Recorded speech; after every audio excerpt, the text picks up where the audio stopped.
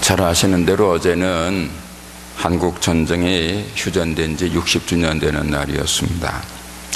한국 전쟁은 1950년 6월 25일부터 1953년 7월 27일까지 1129일 동안 벌어진 전쟁입니다. 시작은 북한군의 남침으로부터 시작이 되었지만은, 그래서 처음에는 대한민국 국군과 북한의 인민군의 전쟁이었지만은, 얼마 후부터는 미군을 비롯한 16개 나라에서 온 유엔군과 그리고 중공군, 또 소련군이 합세한 이제 국제전이 되었습니다. 한국전쟁은 세계 제2차 대전이 끝난 지 5년 만에 벌어진 대규모 국제전쟁이었던 겁니다. 그 결과 수없이 많은 사람들이 하나뿐인 생명을 잃었고, 사랑하는 가족을 잃었고, 아끼던 재산을 잃었습니다. 멀리 외국에서 온 유엔군 병사들 중에는 한국이 어떤 나라인지도 모르고 왔다가 한국 전쟁의 의미도 잘 알지 못한 채 20살 젊은 나이에 목숨을 잃은 경우도 많습니다. 스칸디나비아 반도에 있는 그 노르웨이에서 온 한 청년이 군사학교를 마치자마자 한국으로 배치되어 최전선으로 갔습니다. 1950년에 그 노르웨이에서 한국으로 올 때 그 세계 일주를 했답니다. 그냥 단번에 올 수가 없어가지고 이리 갔다 저리 갔다 해가지고 세계 일주 하듯이 그렇게 해서 왔다는 거예요. 그렇게 해서 이제 한국으로 와서 최전선에 배치되어 있었는데, 그때가 마침 휴전회담이 거의 성사되던 때가 돼서 이 청년이 그 벙커 속에 앉아서 휴전협정이 타결되기를 기다렸답니다. 그러다 마침내 휴전협정이 성립되었다는 소식에 기뻐가지고, 드디어 이제 평화가 왔다, 집으로 갈 수 있다, 그리고 큰 소리를 지르면서 벙커 밖으로 뛰어나갔는데, 바로 그때 적진에서 기관총을 쏘는 바람에 즉사했다는 겁니다. 그날은 그 청년의 21번째 생일이었고, 그래서 그 청년은 죽을 때까지 이 휴전협정을 잊지 못할 것이라고 좋아했고, 그 부대 대원들이 그 청년의 생일을 축하하려고 준비하고 있었다는 거예요. 그런데 그날 죽었습니다. 참으로 안타까운 일입니다만은 한국 전쟁 중에는 그렇게 안타깝고 슬픈 일들이 헤아릴 수 없이 많았습니다. 1129일 동안 싸우는 동안에 한국군과 유엔군, 북한군, 중공군, 그리고 양측의 민간인들의 희생자 수를 계산하면 정확지는 않지만 대략 사망이 약 300만 명, 그 부상이 약 400만 명이라고 한다니까, 그 속에 얼마나 슬프고 안타까운 사연들이 많이 있었겠습니까? 한국전쟁은 한민족과 대한민국 역사상 가장 슬프고 안타까운 비극으로 두 번 다시 일어나서는 안 될 것입니다. 그리고 지금은 휴전 상태이지 종전, 즉 전쟁이 끝난 것이 아님을 기억하고 모든 한국 국민들은 경각심을 가져야 하겠습니다. 여러 사람들이 한국전쟁은 잊혀진 전쟁이라고 말합니다만은, 한국전쟁은 잊혀진 전쟁이 아니고 끝난 것도 아니고 지금도 계속되고 있습니다. 지금은 휴전 상태이고 휴전 기간이 60년이나 지나다 보니까 전쟁이 다 끝난 줄 알고 있지만 사실은 아직 끝나지 않았습니다. 1999년과 2002년에 두 차례에 걸쳐서 연평도에서 해전이 벌어졌고, 2010년도에는 천안호가 폭침당하고 연평도가 포격을 당하기도 했습니다. 지난 3월 5일에는 북한의 조선인민사령부에서 정전협정을 완전히 전면백지화하고 전쟁 중이라는 것을 선포하기도 했습니다. 또 요즘은 조용합니다마는 언제 또 무슨 일이 일어날는지 아무도 모릅니다. 북한의 김일성주의자들은 언제 어디서 무슨 일을 벌일지 전혀 예측할 수 없는 비정상적인 인간들이기 때문입니다. 그러므로 평화를 사랑하고 자유를 존중하는 모든 대한민국의 자유시민들은 이 땅에 다시는 한국 전쟁 같은 끔찍한 비극이 일어나지 않도록 정신을 차리고 기도하고 준비해야 합니다. 언제나 승리는 잘 준비하는 사람에게 주어지기 때문입니다. 특별히 인류 역사의 배후에 하나님의 특별한 섭리가 있음을 믿는 그리스도인들은 더더욱 하나님의 은혜와 사랑으로 이 땅, 이 민족에게 평화와 자유와 인권과 사랑이 풍성하도록 기도해야 하겠습니다. 때로는 하나님의 마음에 합한 의인 한 사람이 100만 대군보다 더 강하기 때문입니다. 열왕기하 2장 12절에서 하늘로 올라가는 엘리야 선지자를 향해서 엘리야의 제자 엘리사가 이렇게 외칩니다. 내 아버지요, 내 아버지요, 이스라엘의 병거와 마병이요. 그리고 열왕기하 13장 14절에서는 그 엘리사가 죽어가는 것을 보면서 이스라엘 왕 요아스가 눈물을 흘리면서 내 아버지요, 내 아버지요, 이스라엘의 병거와 마병이요, 이렇게 말합니다. 주전 9세기에 활동했던 그 선지자 엘리야와 엘리사는요, 이스라엘 민족과 나라를 지킨 병거와 마병이었다는 거예요. 역사를 주장하시는 하나님 보시기에 의로운 사람들이 있으면 그 민족과 나라는 지켜지는 겁니다. 반면에 사람은 많지만 하나님 보시기에 합당한 의인의 수가 모자라거나 없으면 그 민족과 나라는 멸망당하게 됩니다. 노아 당시의 인류가 그래서 망했습니다. 소돔 고모라 성이 10사람의 의인이 없어서 망했습니다. 예레미야 당시에 예루살렘 거리에는 하나님의 눈에 의인이 보이지 않았습니다. 그래서 바벨론에 의해 망했습니다. 한 민족과 국가의 흥망성쇠는 역사의 대주제이신 하나님의 손안에 있고, 의인의 수가 채워진 민족과 나라는 지켜지는 것이고, 의인의 수가 모자라는 민족과 나라는 망한다는 것, 이게 성경의 가르침입니다. 착하고 의롭고 진실한 하나님의 사람들이 진정한 의미에서 그 민족과 나라를 지키는 병거와 마병인 것입니다.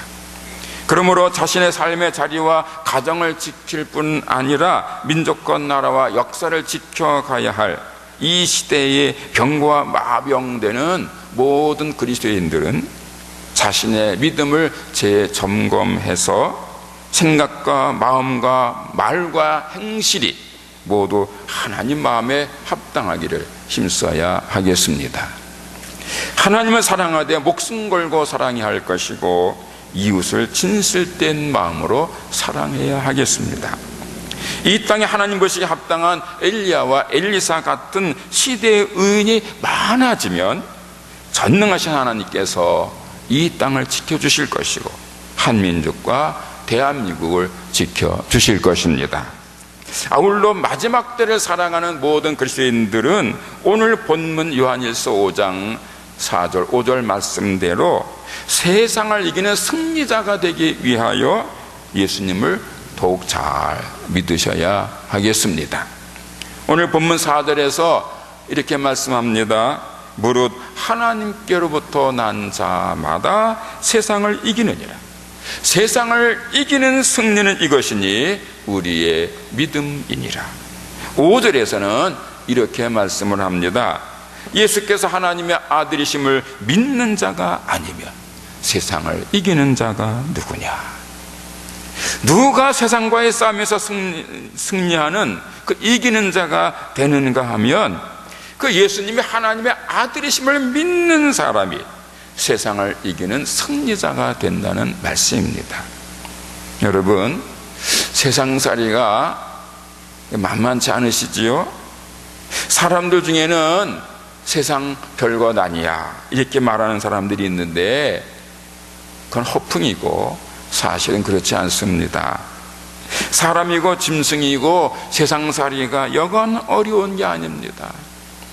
자연 다큐멘터리를 한 편 보니까요, 남극에서 사는 그 바다새가 이 천적들의 공격을 피해서 저 높은 절벽 중턱에다가 둥지를 짓고 알을 낳습니다.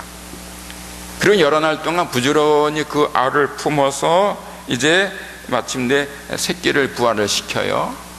그리고는요, 그 어미새가 계속 하루에도 수십 번 그 먹이를 물어다가 그 새끼새를 길렀습니다. 새끼새는 어미새가 물어다 두는 그 먹이를 먹고 무럭무럭 자라났고 마침내 둥지를 떠나게 됐어요. 그 새는 새끼 때는 절벽 중통에서 태어나고 자라다가 커서는 이 바닷가 여름철에만 자라는 풀밭에서 사는 새인데, 그러니까 그 새끼들이 높은 절벽에서 이렇게 뛰어내리더라고요. 뛰어내리는데 어린 새가요, 그 절벽에서 내려다 보니까 까마득하거든요.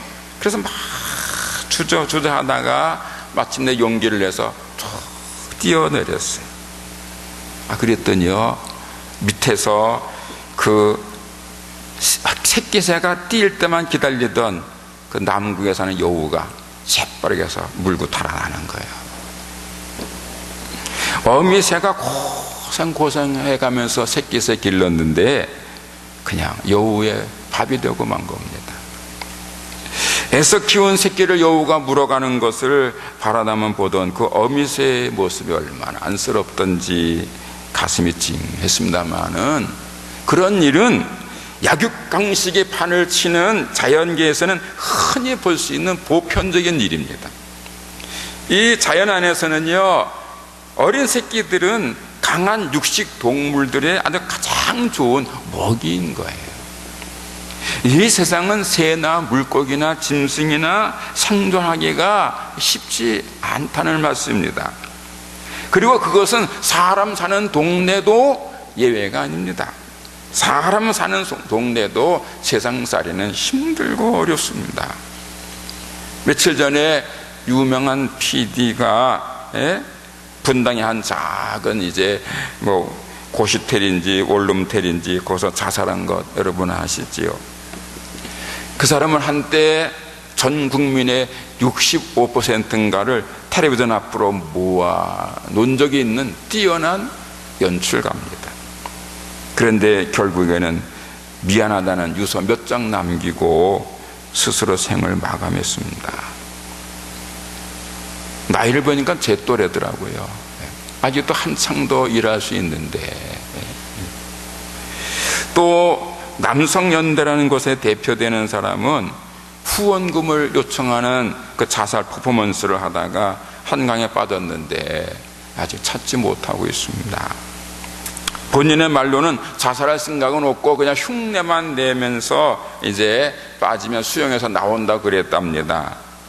그런데 미처 나오지를 못한 것 같습니다. 이 두 사람의 비극적 사건은 사람들의 세상살이가 결코 만만치 않다는 것을 실증적으로 보여주고 있는 거예요. 또 3일 전인 25일에 스페인에서 기차가 탈선해서 80명 죽은 사건 아시죠?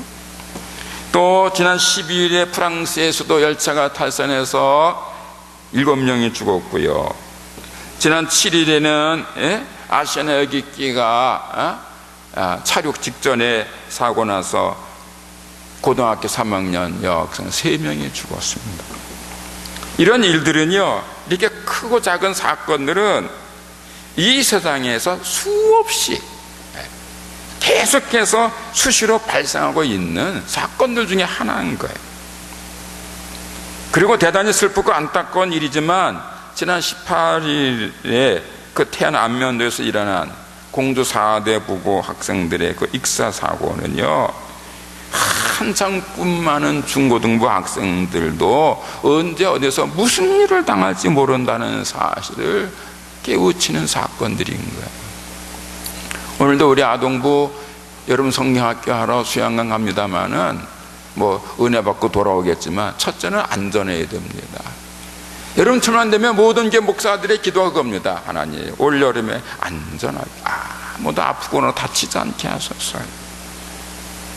여러분, 나이에 관계없이 언제 어디서 무슨 일이 일어날지 아무도 몰라요. 여러분들과 제가 살아가고 있는 이 세상은 편안하게 그리고 풍요롭게 윤택하게 살기가 그렇게 쉬운 세상이 아니라는 거예요. 그래서 많은 사람들이 생존 경쟁에서 낙오하거나 탈락할 때 괴로워하고 있고, 아직은 낙오하거나 탈락하지는 않았지만 불언간에 그런 비극이 찾아올까봐 전전긍긍하는 사람들이 많습니다. 그리고 그런 어려움은 예수를 믿는 그리스도인들도 마찬가지예요. 예수를 잘 믿는다고 해서 그 세상적인 비바람이 비켜가는 것만은 아닌 거예요. 비가 오면 착한 사람이든지 나쁜 사람이든지 다 같이 비를 맞게 되고, 바람이 불면 의로운 사람이나 불의한 사람이나 똑같이 바람을 맞듯이 예수를 믿는 신실한 그리스도인들에게도 세상적 풍파는 다 같이 찾아오고 어느 날 갑자기 불어닥치기도 하는 거예요. 사실을 말하면 예수를 주님으로 믿는 그리스도인들에게는 예수를 믿지 않는 비그리스도인들보다 더 많은 시험과 어려움이 있을 때가 있는 겁니다. 왜냐하면 세상 사람들은 세상적인 어려움만 겪지만, 세상 속에 살고 있지만 하늘 세계를 바라보며 살아가는 그리스도인들에게는 영적 고난도 있기 때문입니다. 세상 사람들은 영적 고난 그런 거 별로 없어요. 그런데 영적으로 살려고 애쓰는 그리스도인들은 영적 고난이라는 게 있는 거예요. 여러분, 요즘 사람 사는 세상을 주의 깊게 살펴보면은 과학적으로는 점점 발전되어 가고 있지만은 영적으로는 점점 어두워지고 있음을 볼 수가 있습니다. 스코틀랜드 장로교를 시작한 존 낙스 목사, 감리교를 시작한 웨슬리 목사, 그리고 스펄전 목사 같은 위대한 그리스도인들을 배출하고 세계 곳곳에 선교사를 파송했던 영국이요, 지금은 예수님만이 유일한 구세주다라고 설교를 하면 고소를 당하고 체포를 당하는 그런 지경에 이르고 있습니다. 여러분, 스펄전 목사가 설교를 할 때는요, 6,000명 들어가는 교회당에 10,000명, 20,000명이 몰려 들어가지고 앉을 자리가 없어 밖에 서서 그렇게 들어왔답니다. 그랬던 영국에 지금 젊은이들이 없어요. 청교도들의 신앙을, 그 청교도들이 신앙을 지키기 위해서 목숨 걸고 그 바다를 건너서 신대로 미국에 가서 거기서 그 나라를 세웠던 그 미국이 말이에요, 이제는 집회 시위, 집회 신고를 하지 않냐고 길거리에서 전도를 하면 고소를 당하고 체포를 당하는 그런 지경에 이르고 있어요. 미국 중서부에 있는 콜로라도 주에는요, 차별적인 내용을 담는 책을 출판하는 것은 불법이랍니다. 말하자면 예수님만이 유일한 그리스도시며 참 진리시고 예수님을 믿어야만 천국에 들어간다고 말하고 있는 성경을 출판하는 것은 범죄행위라는 거예요. 사실이 아니고 와전된 소문이기를 바라는 마음입니다만은 실제로 어떤 그리스도인들이 길가에서 전도를 했다가 허가받지 않고 시위했다고 수갑을 채워진 적이 있었습니다.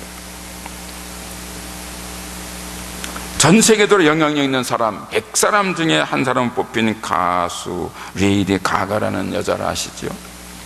1986년 3월 26일에 미국에서 태어났으니까 올해 27살 된 젊은이입니다. 그런데 1년에 가수 활동에서 1천억 이상을 버는 30세 이하의 연예인 중에서 제일 돈을 많이 버는 가수입니다. 한국에도 팬들이 많습니다. 그런데 이 레이디 가가가 카톨릭 집안에서 태어났지만 동성애를 옹호하는 양성애자이고, 지난 6월 30일에 미국 동성애자들 축제에서 미국은 동성애자의 땅이라는 미국 국가를 가설을 개사 노래를 불렀습니다. 한국에 와서 콘서트를 할 때는 사람을 분쇄기에 놓고 가는 그런 퍼포먼스, 끔찍한 퍼포먼스를 행했습니다. 그런 레이디 가가를 비난하면 또라이라는 소리를 듣습니다. 어떤 목사가 레이디 가가를 비난했다가 또라이라는 비난을 들었습니다. 레이디 가가는 그런 경우는 약관이에요. 올해 지난 3월인가 미국 연방대법원에서 동성결혼 부부에 대한 차별은 위헌이라는 판결을 했습니다. 재작년에 미국 장로교에서는 동성애자 목사 안수를 허락을 했고 그해 가을에 동성애자 목사를 배출을 했습니다. 구약성경 레위기 18장 22절에 의하면 동성애는 하나님 보시기에 가증한 죄악이고 로마서 1장 27절에 의하면 부끄러운 죄악입니다. 그런데 하나님께서 가증하게 여기시는 악한 일들이 인권이라는 미명하에 합법화되고 있고 그것을 비판하면 오히려 처벌되는 이상한 세상이 되어가고 있는 겁니다. 한국에서도 차별금지법이라는 이름으로 동성애를 허락하는 법안이 국회에 제출되었다가 여러 시민단체들의 압력으로 유보되었지만은 언제 또 국회를 통과할지 모를 일입니다. 100번 양보해서 동성애 문제는 모른 척하거나 거기에 동참하지 않으면 되겠습니다만은 요즘 특별히 미국에서 그리고 점점 세계적으로 벌어지고 있는 이 베리칩 문제는 좀 깊이 생각할 문제입니다. 베리칩이라는 게 있습니다. 무선 주파수 발생기의 일종입니다. 이 쌀알 정도의 아주 작은 칩인데 그 속에 개인의 신상 정보, 유전자 정보, 건강 정보를 다 담을 수가 있습니다. 그 베리칩은 무선으로 외부와 연결이 되는 기능이 있어서 GPS와 연결이 되면 어디에 있든지 소재 파악이 가능하답니다. 그래서 어린아이나 치매 노인에게 삽입을 하면 그들이 집을 잃어버렸을 때 쉽게 찾을 수도 있고 병원에서 치료받을 때 용이할 수도 있고 신용카드 기능이 가능해서 화폐 대신으로 사용할 수 있어서 상당히 편리하다고 합니다. 이 주사기를 통해서 이 손이나 팔이나 어깨 등에 집어넣으면 생활이 굉장히 편리해질 수 있습니다. 그래서 미국에서는 2010년에 건강개혁보건법을 통과시켜서 2013년부터 준비를 하고 2016년까지 유예기간을 둔 다음에 2017년부터 전 미국 국민에게 이 베리칩을 몸에 심게 하려고 준비 중에 있습니다. 이 사실은 이미 신문에 다 나온 사실입니다. 그런데 이 베리칩에 뭐가 문제냐 하면 모든 사람의 신상이 파악이 가능해서 조지 오웰의 1984년에 나오는 빅브라더 같은 독재가가 이걸 악용하면은요, 그 베리칩을 심은 사람들은 자기 뜻대로 통제할 수 있다는 것이고, 이 베리칩을 심지 않으면 생활이 불가능해진다는 거예요. 그래서 이 미국 교회 안에서는 이 베리칩이라는 것이 요한계시록 13장에 나오는 짐승의 표다, 아니다 하는 문제로 뜨겁게 논쟁하고 있고, 요즘 한국 교회 안에도 이 문제를 갖고 토론 중에 있습니다. 이 베리칩이 요한계시록이 말씀하고 있는 짐승의 표인지 아닌지는 좀 더 두고 봐야 됩니다만은, 이 베리칩이 논쟁 중에 들어있는 문제점은 뭐냐 하면, 지금 세계는요, 사람들이 모르는 가운데 전 세계 모든 사람을 통제할 수 있는 그런 무서운 사회로 향해 가고 있다는 사실이에요.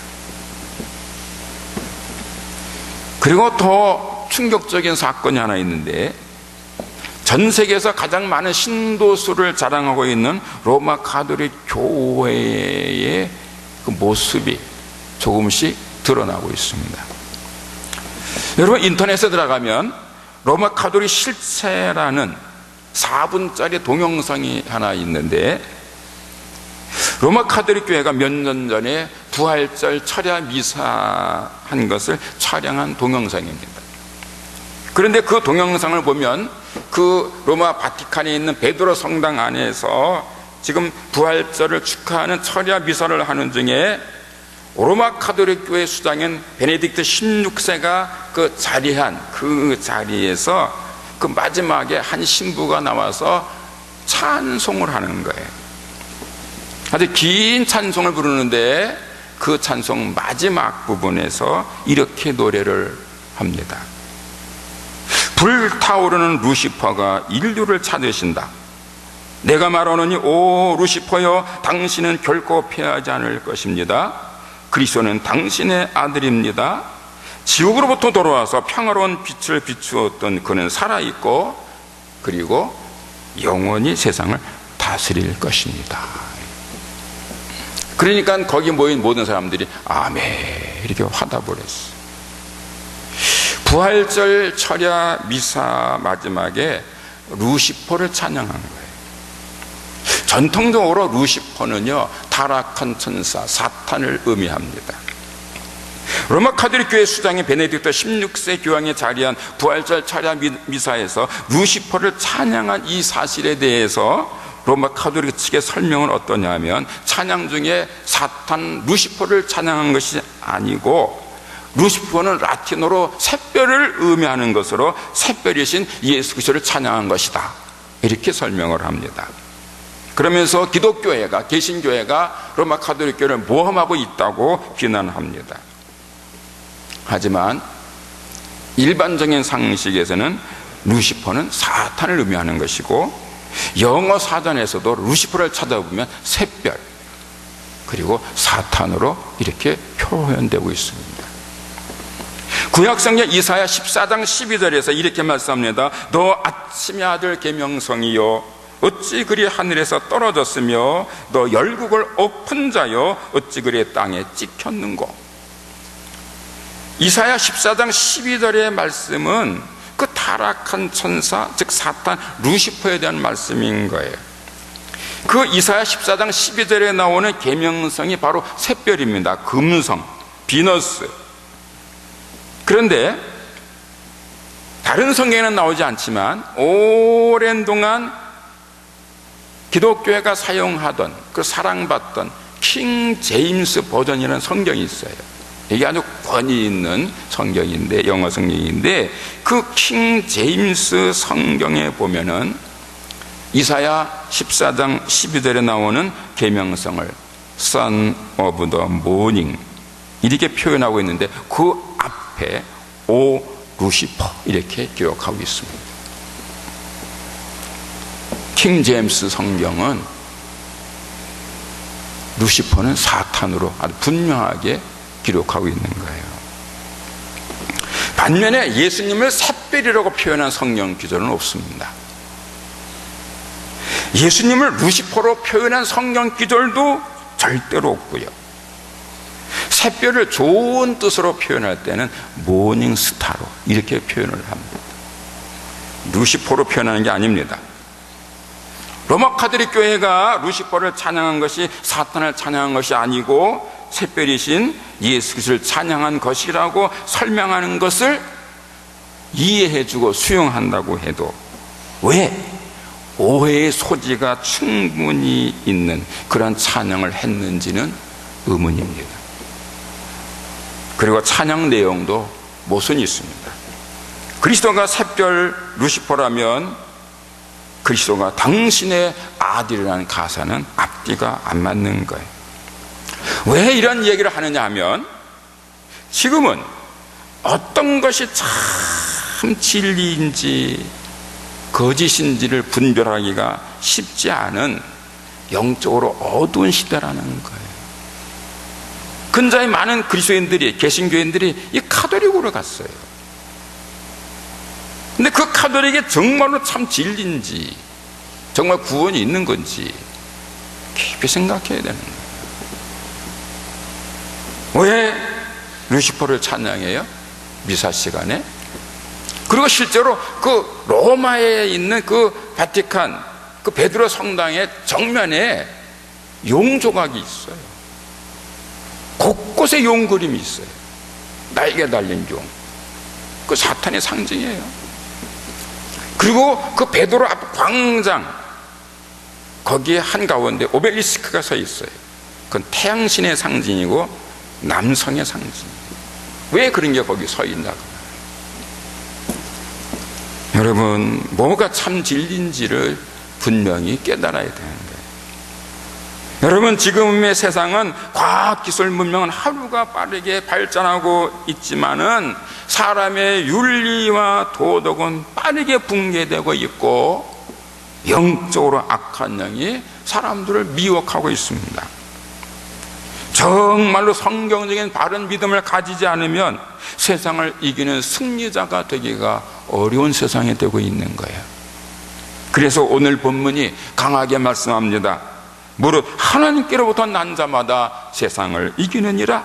세상을 이기는 승리는 이것이니 우리의 믿음이니라. 예수께서 하나님의 아들이심을 믿는 자가 아니면 세상을 이기는 자가 누구냐? 사랑하는 성도 여러분들이, 세상에 아무리 어렵고 힘들고 감당하기 힘들다고 할지라도, 그리고 세상이 그렇게 급변한다고 할지라도 예수님을 하나님의 아들로 믿고 자신의 주님으로 믿고 그리스도로 믿고 필요하면 그 예수님을 위해서, 믿음을 지키기 위해서 순교할 각오가 있는 사람은 세상을 이기는 신앙의 승리자가 될 것입니다. 왜냐하면 전능하신 예수께서 그를 사랑하시고 보호하시고 지켜주실 것이기 때문입니다. 기도하겠습니다. 하나님 아버지, 요즘 세상은 살아가기가 무척 어려운 세상입니다. 곳곳에 사고가 있고 영적으로 윤리도덕과 진리가 훼손되고 있습니다.